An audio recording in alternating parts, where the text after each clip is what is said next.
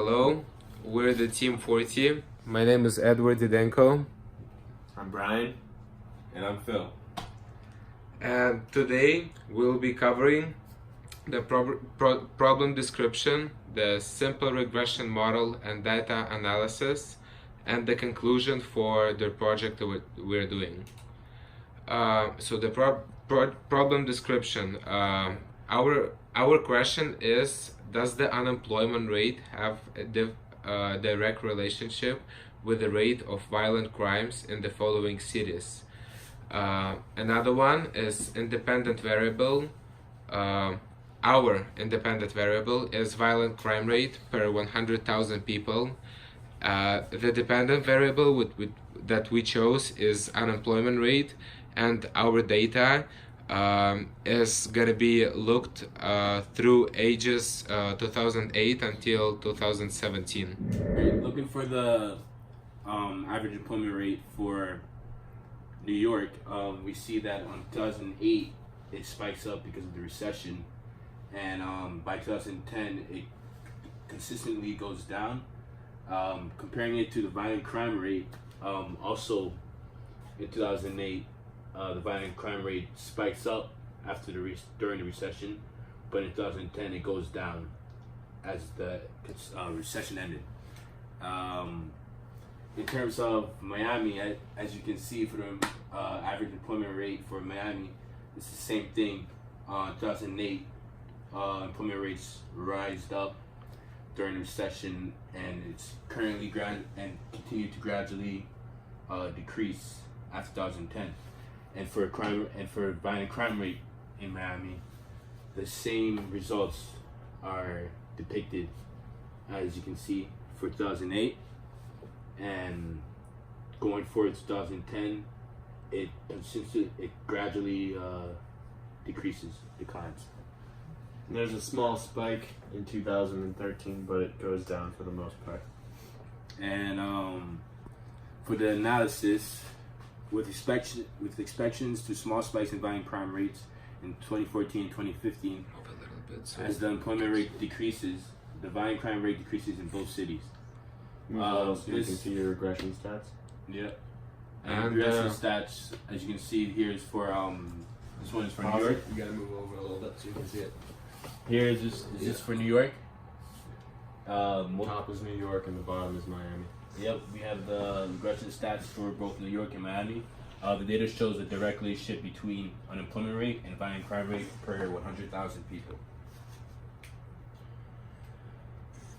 The next city we'll look at is Houston, and the average unemployment rate in Houston started going down in 2010 also, with a small increase in 2016, but for the most part their unemployment rate has been reducing.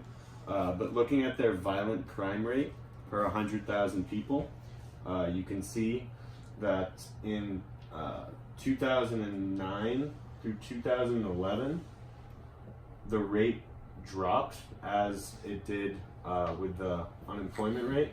But after 2011, the violent crime rate actually slightly increases, which actually goes against our assumptions that the unemployment rate would have a relationship with the violent crime rate. We're not seeing it here. The next city we looked at is Philadelphia. The same thing again, the unemployment rate is steadily decreasing after 2010. Looking at their violent crime rate per 100,000 people, we see something different. We see that 2008 through 2011, the violent crime rate is actually decreasing as unemployment rate is increasing. So that's the exact opposite of what we assumed would happen. In 2011 through 2013, it starts to go up. Violent crime in Philadelphia reached its max point at about 950 per 100,000 people experiencing violent crime, Which is the highest average we have. Yep, and after 2013, the violent crime rate slightly decreases as the average unemployment rate decreases at the same time. The last city we looked at is Los Angeles, and you can see a steady decrease in average unemployment rate from 2008 until 2018.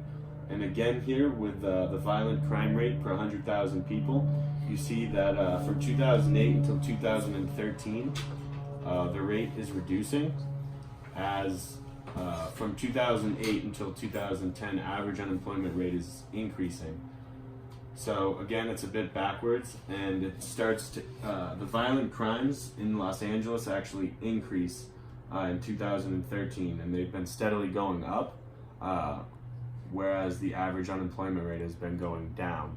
So we're not seeing the relationship that we thought we would see. Houston's violent crime rate reduces as unemployment rate decreases until 2011, and then it slightly increases. Philadelphia's violent crime rate spiked in 2011 until 2013, and then it started to decrease again as the unemployment rate remained decreasing. So we can conclude for Houston and Philadelphia that the unemployment rate does not have a direct relationship with the violent crime rate per 100,000 people. As for Los Angeles, we see that the violent crime rate and unemployment rate are decreasing until the spike in violent crime in 2013. So there is no relationship there at all. Here we have our regression statistics on the left for Houston, Philly, and Los Angeles. We can see that there is not a significant relationship between these variables. In conclusion, we see consistently through our data that 2008 financial crisis increased the unemployment rates until 2010, but the data actually shows a decrease in violent crime rate from 2008 until around 2010. Most cities start reducing their unemployment rates in 2010. And from then until 2017, we see an indirect relationship between the unemployment rate and the violent crime rate per 100,000 people. We think there's other variables that are affecting the crime rate. Most theorists would assume that the unemployment rate has a direct correlation with the violent crime rate.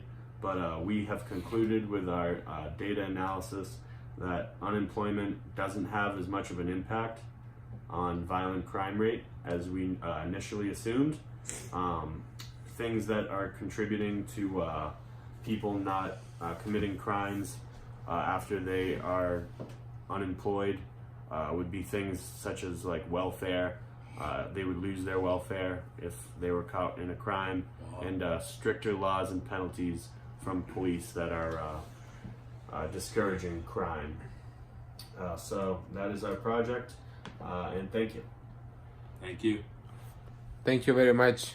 I hope you enjoyed everything, and give us likes, and hopefully we get an A+. Thank you so much.